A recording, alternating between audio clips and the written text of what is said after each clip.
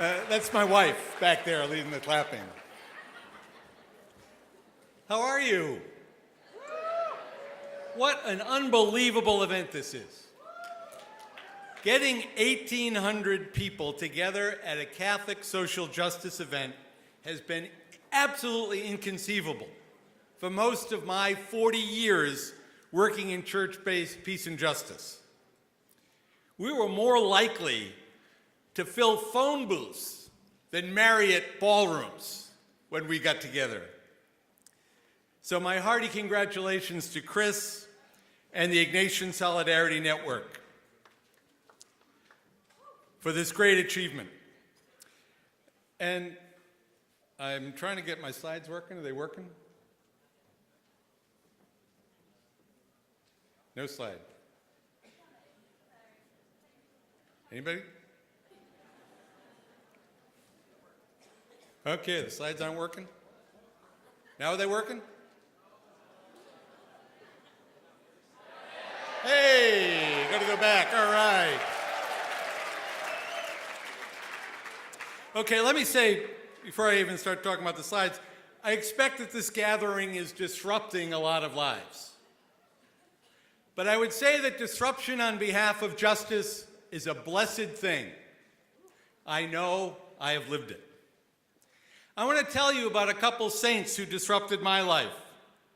They sent me spiraling to the place I am now, which is helping the ecumenical, hunger-fighting Bread for the World do its job to end hunger by 2030. But let me tell you, I have kind of stolen this idea of disruption from a friend of mine by the name of Roger Thoreau.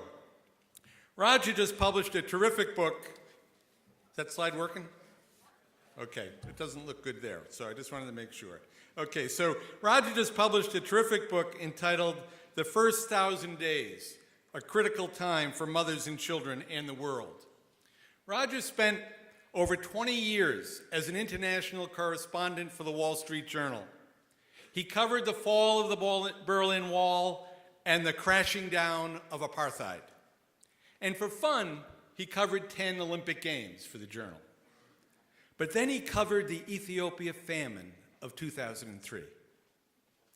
His disruption came after looking into the eyes of a starving child. Roger's never been the same. He acquired then what he calls a disease of the soul. He now writes about hunger and malnutrition, a preventable scourge that should not exist in the 21st century. Through his writing, he is showing ways that we are striding to end hunger. And in doing so, he implores us all to do what we can to end hunger and malnutrition. For all that is missing is the political will to do it. When I was a freshman at Holy Cross, You're louder than my wife alone, so I had to kind of give you that chance. So when I was a freshman at Holy Cross, I now realize Father Dan Berrigan disrupted my life. Look at this cover of the Holy Cross Quarterly from 1971 that has a caricature of Dan with the halo made of handcuffs. Thus the title of this talk. Suffice it to say that the witness of Dan and his brother Phil, Holy Cross 1950, set me on a course quite different from the poli-sci major headed to law school that I was when I first got to Holy Cross a few months earlier. A few years after graduation, I got to spend a little time with Dan. One day I got to pick him up at the train station in Providence and drive him to a weekend retreat in Tiverton, Rhode Island, which was about 45 minutes away. I thought I had died and gone to heaven. The other saint who disrupted my life was a gentle nun who preceded the Jesuits in martyrdom in El Salvador. Mary Knowles' sister, Maura Clark, and 3 other churchwomen were brutally murdered on December 2nd, 1980. Maura had become a dear friend in the 3 years she worked in the U.S. before going back to El Salvador. Her death shook me deeply. Imagine, if you can, watching the lead story on CBS News, and you see a dear friend being pulled from a shallow grave, where she had been murdered by soldiers whose guns were paid for by U.S. tax dollars. This is the marker at the place where Maura, Jean, Ita, and Dorothy died, not far from San Salvador's airport.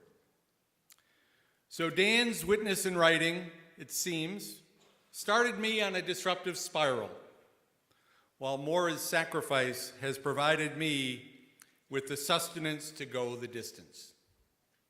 So I ask each of you here, who's disrupting you? Did Father Greg disrupt you? Sister Norma? Some of the other people? This assembly gives you exposure to scores of possible disruptors, and make sure you pick the saints among them. And I hope you all take seriously your opportunity to disrupt business as usual on Capitol Hill on Monday. Tell your stories.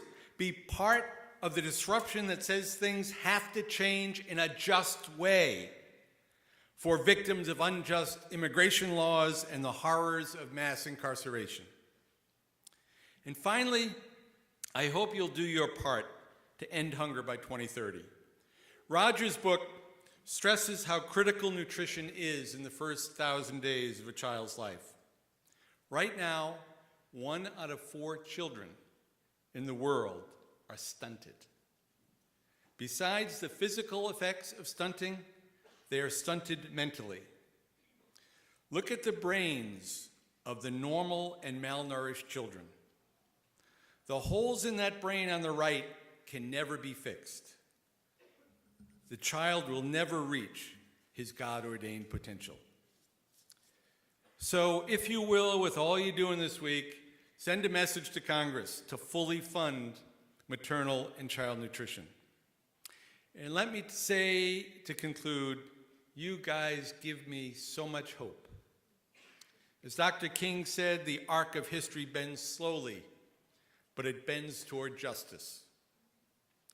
Keep at it. Commit your lives to it.